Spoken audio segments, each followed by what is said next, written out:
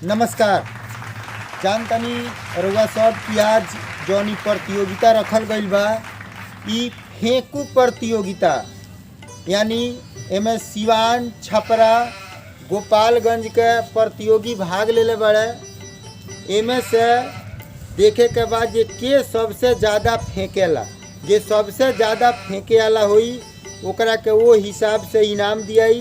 सबसे बड़का फेंकू के हाथी इनाम, ओकरा से कम फेंके वाला के घोड़ा इनाम, आ जे 3 नंबर पर आई ओकरा के गधा इनाम। ताई जोरदार ताली से स्वागत करी। आई तो सबसे पहले हम आमंत्रित करतनी सिवान जिला के सबसे बड़का फेंकू यादव के।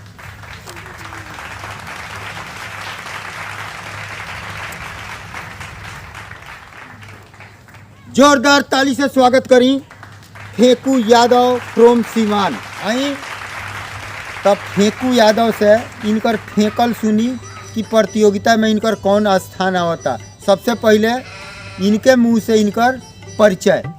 हम बानी फेंकू यादव सिवान से। हम आशा करतानी कि पहिलका इनाम हमरे मिली। तब फेंकू यादव जी रउआ आपन परफॉर्मेंस दिखाई, फेंक के बताई कि रउआ सबसे ज़्यादा फेंक सकता है।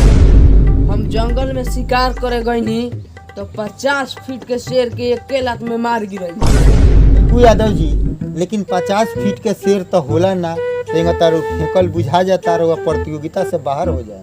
नानू जब लगे गईनी तो बुझाइल कि तो 30 फीट के बा।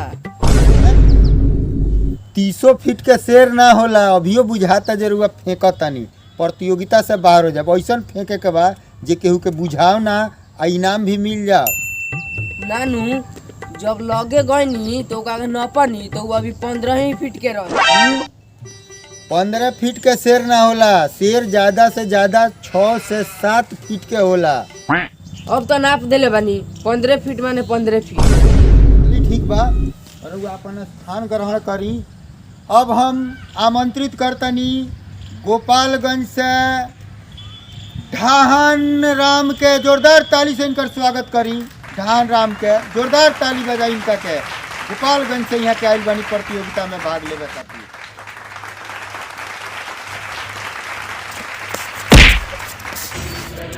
अरे ढाना काहे ढोलिए रे हमरा के नहीं बे। ढाहन कुमार के टक्कर हो गई फेंकन कुमार से। देखिए लोग का वार्तालाप। अरे ढाना काहे ढोलिए रे, तोरा ढाला से इनाम ना मिली। तेरा फेंक देल मैं नु, तोरा ढाला से ना ढाई, केतनो ढा लेबे तो। ए फेंका ना, हम देह से ना ढाइले, मुंहवो से ढाइले। सुन ले, जब हम ढाहे लगे नु तो तोर फेंकल हो जी दबा जाई। देखो फेंकन ढाहन एजी मारा मारी नहीं करे के। एजी जे सबसे ज्यादा फेंकी चाहे ढाई, जेकरा के लोग लाइक करी ओकरे के इनाम दियाई। तो फेंकन तू जा आ ढाहन के अपन परफॉर्मेंस करे द, केकरा इनाम पहिलका मिली ई जानता तय करी। ठीक बानू, तू जा। तो फेंकू अब अपन परफॉर्मेंस दिखावा, साबित कर जे तू ऐसा बात फेंक सकता जाना पर लोग के विश्वास हो जाओ, तारा पहिलका इनाम मिले। चलो। 2022 में हमरा गांव में सुखाड़ पड़ल, केहू के धान ना बोए रहे, सारा लोग चिंता में पड़ रहे। गांव के लोग हमरा लगे राय करे आइल, हमरा से कहल लोग कि फेंकू तू ही कोनो उपाय बताओ। हम रात भर सोचनी तो हमरा एगो उपाय भेटाई। तो उपाय बता दो, काहे से बुझाता जे तारा बात में सच्चाई बा। 2022 में सुखाड़ चारों तरफ पड़ रहा। का कहनी कि साझे कन खा पी के अपना पोखरा में चल गईनी, लगनी मुतते सबेर हो गई, तब जाके पोखरा भरल। तो हग के तब तू पूरा बगही भर देत हो। आगे बताओ जे का भई। वही पोखरा के मुँह से सारा लोग के धान रोपा गई, तब से लोग हमरा के मानेला। रउआ लोग फेंकन राम के परफॉर्मेंस देख लेनी, जे गोपालगंज से बिलोंग करता। अब चली हम तीसरका अंतिम प्रतियोगी के बुलाओ तनी, जे छपरा से चल के आइल बड़े, लपेटन कुमार। तो लपेटन कुमार के जोरदार ताली से रउआ लोग स्वागत करी।